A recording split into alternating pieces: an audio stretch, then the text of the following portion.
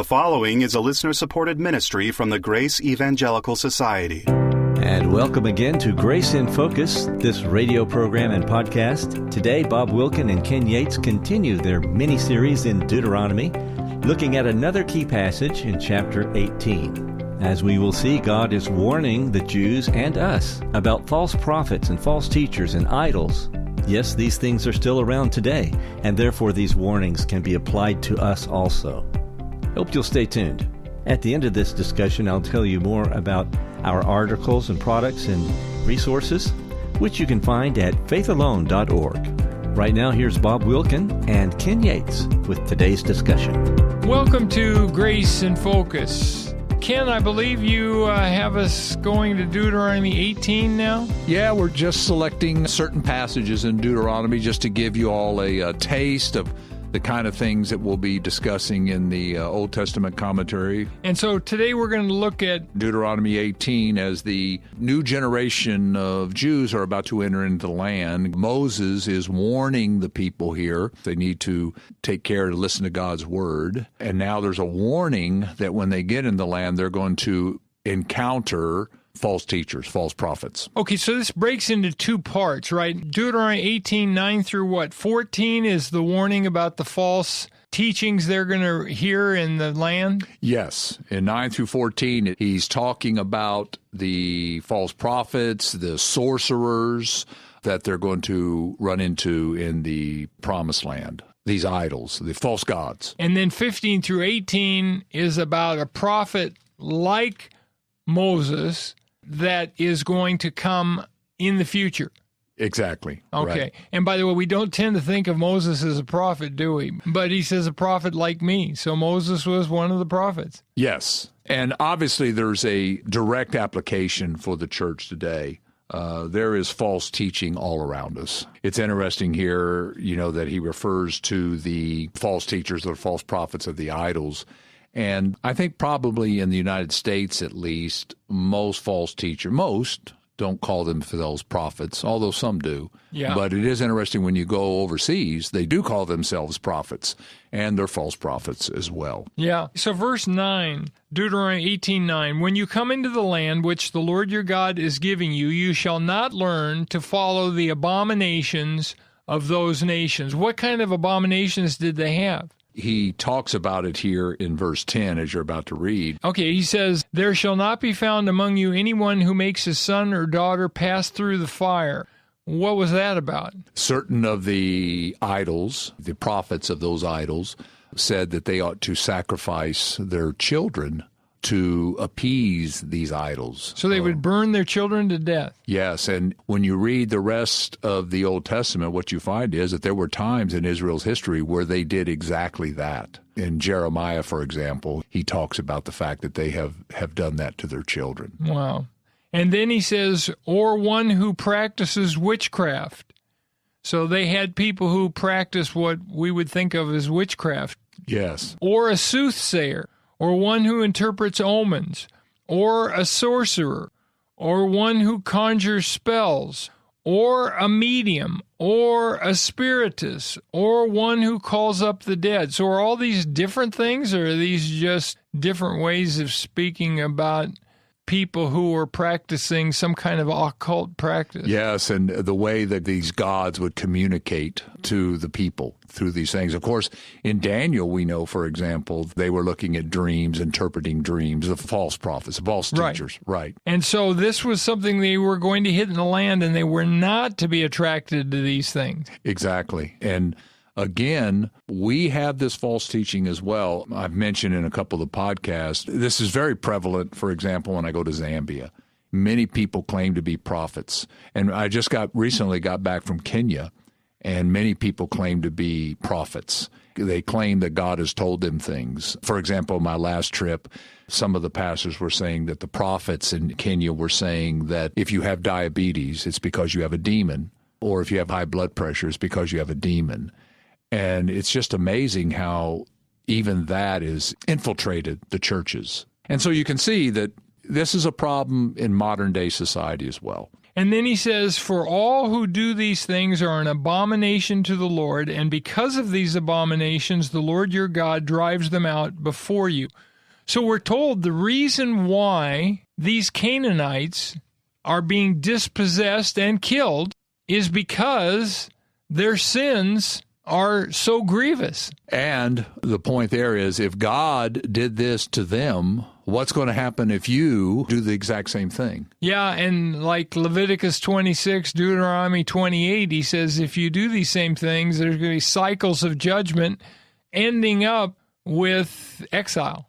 As we look at the New Testament parallels to this, we can, as believers, experience the discipline of God, the wrath of God that is a result of sin if we are like the world. Yeah. Well, then he says, you shall be blameless before the Lord your God. Of course, that's a principle we find in the New Testament as well. An elder must be blameless, or a deacon is to be blameless. Blameless doesn't mean sinless, but blameless means someone who is walking in fellowship with God. Right, and we even talked about in 1 Corinthians 1 that we would be blameless at the judgment seat of Christ. That doesn't mean we never sinned, but that we would have lived a life that gains his approval.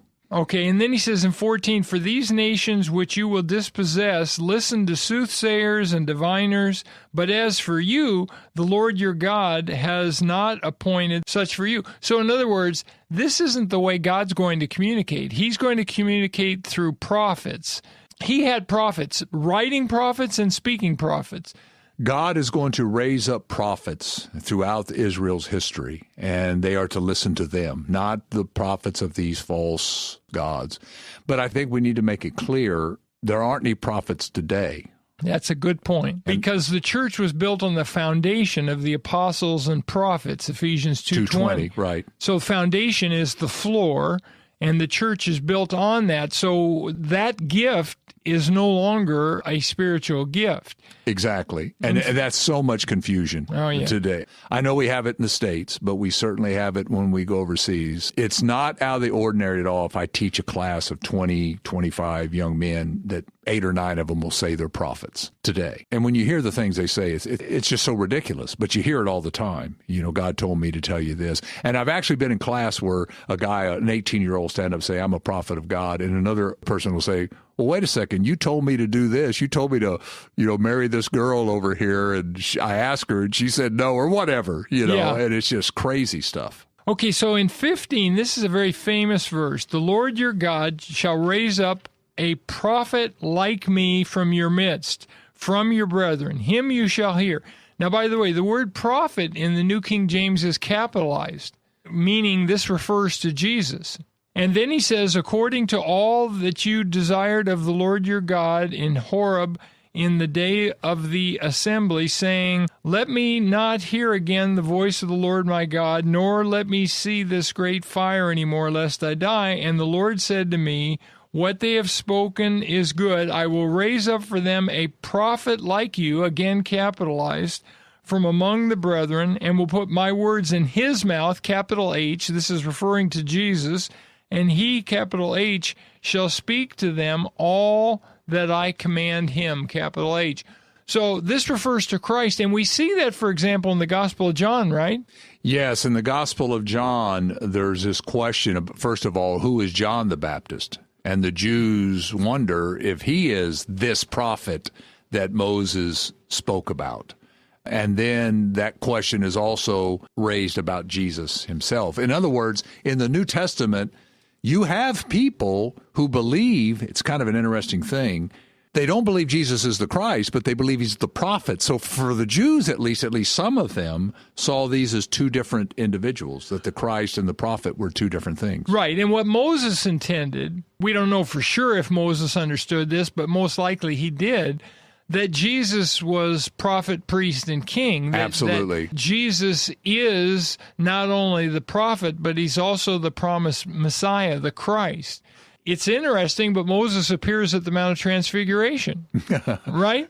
Yeah, he knows it. So the verse you're referring to, John 1 and verse 20, a group of people asked him, and he confessed and did not deny, but he confessed, saying, I am not the Christ. And they asked him, what then? Are you Elijah?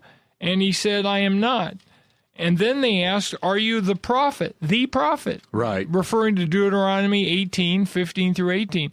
And he said no. And a lot of commentators have noticed that his answers get progressively shorter. Are you the Christ? I am not the Christ. Are you Elijah? I am not. Are you the prophet? No. Each one is progressively shorter. Well, of course, here they're making it clear they think the prophet is somebody different than the Christ. Absolutely, right. They see it as two different individuals. Yeah. But of course, we know that Jesus was the prophet, and in fact, he was the greatest prophet that ever lived. Hebrews 1, verses 1 through 4. He has revealed God to us and the perfect revelation of God. And of course, Jesus said the same thing. If you've seen me, you've seen the Father. So if a prophet is one who brings us revelation from God, Jesus is the greatest prophet who ever lived. He was the perfect, the final revelation of God. And we know, looking back on it in Deuteronomy 18, that the Christ and the prophet are the same person, which was in Jesus Christ. All right, and how many other references are there to the prophet in John's gospel? Well, like if you look in John 6:14, we have another reference to that as well. Yeah, I think this is a really great study because when you look in the New Testament and you see crowds, well, we need to remember the crowd is mixed. There's people who believe he's the Christ. There's some who believe he's the prophet. There's some who probably believe he's Elijah. And so there's different views of Jesus Christ. Right? Okay. And there are two others, aren't there? What are they? Yeah, John 7:40. Therefore, many from the crowd, when they heard this saying, said, truly, this is the prophet. And then others said, no, this is the Christ. Yeah. So they saw two different. Right. So this Deuteronomy 18 passage is fantastic, and it applies directly today. Don't be looking for false prophets, or any prophets. Don't be looking for, soothsayers or crystals or any of that business.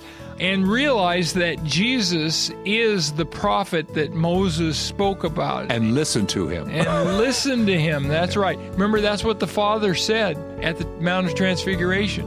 This is my beloved Son. Hear him. Hear what he says.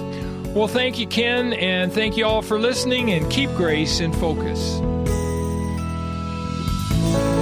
Thank you guys for that great discussion. Are you interested in finding other free grace believers just like yourself in your area? Well, you can do that by going to our website, faithalone.org. That's faithalone.org. On our website, we have a church tracker. It's an easy-to-use map that will help you locate those other free grace churches that might be in your area. So come visit us at the website and take advantage of our free church tracker. It's at faithalone.org. That's faithalone.org. There are a lot of costs involved in staying on the air. That's why we so much appreciate our financial partners. If you'd like to learn how to become one, you can find out more by going to faithalone.org.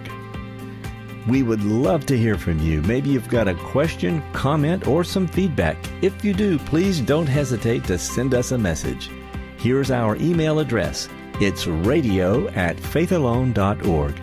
That's radio@faithalone.org. On the next episode of Grace in Focus, have you ever heard someone say that they got a special word from God, that they have some sort of special knowledge that you don't have? We'll talk about that next time, and I hope you'll join us. This is the Grace Evangelical Society. Until next time, let's keep grace in focus. The proceeding has been a listener-supported ministry from the Grace Evangelical Society.